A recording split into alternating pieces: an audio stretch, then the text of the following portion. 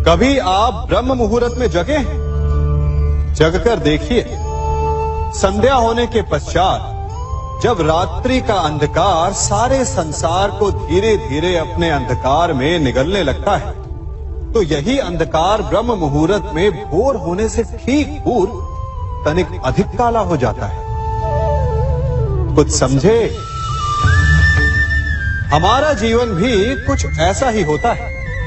जब हमारे जीवन की समस्याएं अपने अंत पर होती है, तो यही समस्याएं एक भीषण रूप लेकर हमारे समक्ष प्रस्तुत हो जाती है और ऐसे परिस्थिति में अधिकतर लोग हार मान जाते हैं, भय खा जाते हैं। परंतु यदि आप हार न माने, भय न खाएं, दृढ़ रहें, निरंतर आगे बढ़ते रहें, तो प्रकाश के रूप में हमारा स्वागत करने के लिए सूर्य उदय सदा हमारे समक्ष प्रस्तुत रहेगा।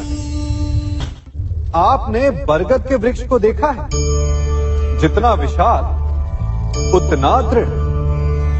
पतझड़ में वो सूख जाते हैं, परंतु दुर्बल नहीं होते, टूटकर गिरते नहीं। और उसके विपरीत दलदल में उपजे वृक्षों को देखिए, वो दिखने में तो बड़े होते हैं, पतझड़ आए या शीत सदा हरे भरे होते हैं, परंतु इतने दुर्बल होते हैं कि जल धारा के हल्के से वेग से वो गिर जाते हैं।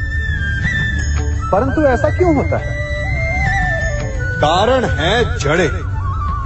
जिसकी जड़ें दृढ़ भूमि में है, वो हर चक्रवात, हर ऋतुओं को सह लेता है, और जिसकी जड़ें दलदल में है, वो स्वयं की जड़ों को दुर्बल बना लेता है। कुछ ऐसा ही मनुष्य भी होता है, जो अधर्म, कुकर्म और असत्य की धरा पर उपजा है। वो समय की एक मार भी नहीं सह पाता, और जो मनुष्य सत्य, धर्म की धरा पर उपजा है, वो हर समस्या से अविचलित हो जाता है। अब आप पर निर्भर करता है कि आप क्या बनना चाहते हैं।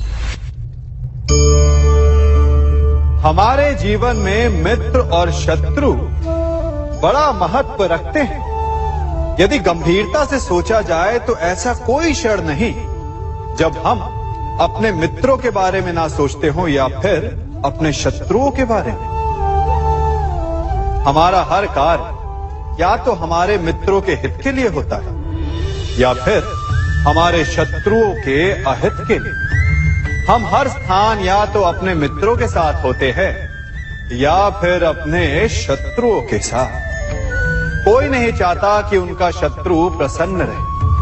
हर कोई अपने शत्रु को नष्ट कर देना चाहता है, और ऐसा करने के लिए वो हर संभव प्रयास करता है। उसे आर्थिक, मानसिक और शारीरिक हानि पहुंचाने का प्रयास करता है। परंतु यदि मैं आज आपको ऐसा मंत्र सिखाऊं जिससे आप अपने शत्रु को सदा के लिए नष्ट कर दे तो, और वो मंत्र है मित्र बनाना। अपने सभी शत्रुओं को अपना मित्र बना लीजिए और आपके सारे शत्रु स्वतः ही समाप्त हो जाएंगे। मैं क्या कर रहा हूं? मैं दिए प्रज्वलित कर रहा हूं ताकि अंधकार को मिटा सकूं। अब आप कहेंगे कि इसमें कौन सी बड़ी बात है ना? परंतु इसमें महत्वपूर्ण बात समझने के लिए यह है कि मैं क्या नहीं कर रहा हूं, और मैं अंधकार नहीं कर रहा हूं। क्योंकि अंधकार को मिटाने के लिए प्रकाश का अस्त्र तो उठाना ही पड़ता है। बुराई को बुराई से नहीं, अच्छाई से जीता जाता है।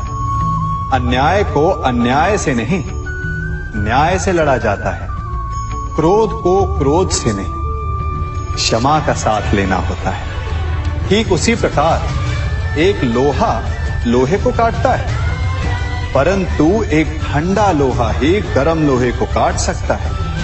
इसलिए यदि आपको अपने जीवन में विजयी होना है, तो अपने शस्त्रों को, अपने अस्त्रों को सोच समझ कर उठाइए, क्योंकि एक अनुचित सोच परिणाम पर भारी प्रभाव डाल सकती है। आप सब सोच रहे होंगे कि ये क्या मैं करने लगा। मैं इस पौधे को जड़ से उखाड़ रहा हूं। आश्चर्य हो रहा है ना कि एक पौधे को उखाड़ना या काटना ना केवल एक अपराध है अपितु पाप भी है। तो फिर मुझे ऐसा करने की क्या आवश्यकता पड़ गई? क्योंकि कई बार विनाश ही सृजन तक पहुंचाता है। यदि नया भवन बनाना हो तो पुराने भवन को गिराना पड़ता है। व्यवस्था को परिवर्तित करने के लिए क्रांति लानी पड़ती है।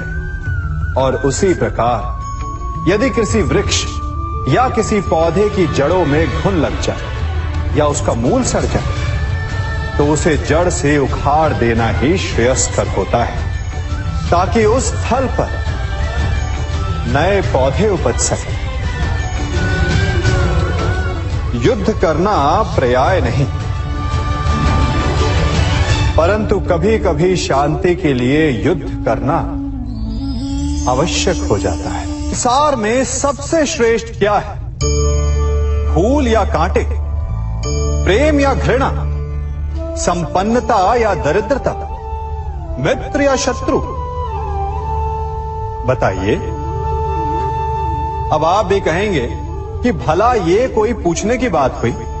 अवश्य, फूल, प्रेम, संपन्नता और मित्र ही श्रेष्ठ है।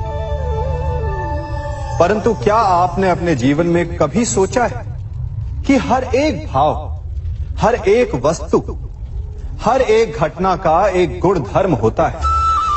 त्वचा पर जलन करने वाले फूलों से अधिक श्रेष्ठ वो कांटे हैं जिनसे आप अपने घर की बाढ़ बनाते हैं ताकि वन्य पशु आपके भीतर ना आ सके। वो प्रेम श्रेष्ठ नहीं जो आपको अंधा, लोभी, पक्षपाती बनाता। वो घृणा श्रेष्ठ है जो आपको नया मार्ग दिखा दे। वो संपन्नता श्रेष्ठ नहीं जो आपको कृपण बना दे, मद्दांध बना दे।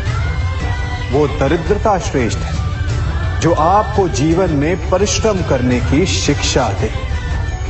कुविचार देने वाले, बुरा मार्ग दिखाने वाले मित्रों से अधिक श्रेष्ठ वो शत्रु होते हैं जो हमें जीवन का लक्ष्य दे दे।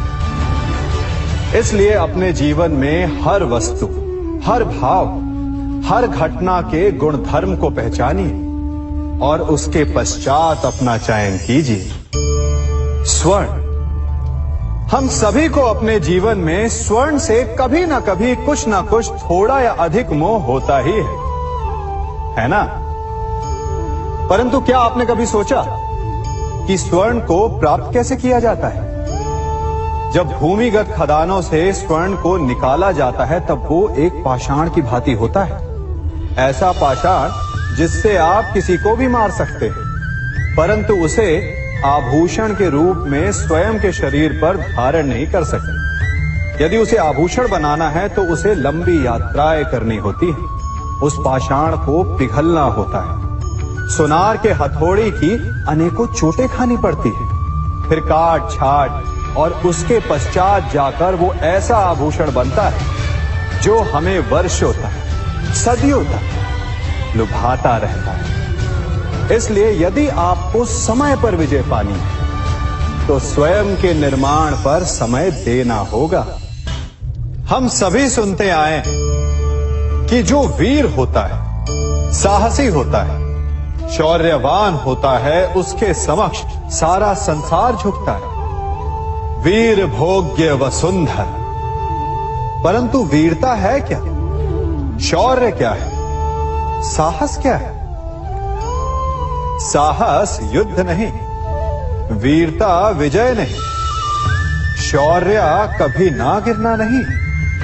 साहस किसी चुनौती के समक्ष खड़े होने का भाव है, तो वीरता उस चुनौती को उत्तर देने के लिए पूर्ण परिश्रम लगा देना है। और शौर्य का अर्थ है गिरकर फिर से उठने का साहस रखना, बार बार प्रहार करके वीरता दिखाना, निरंतर प्रयास करते रहना, निरंतर परिश्रम करते रहना।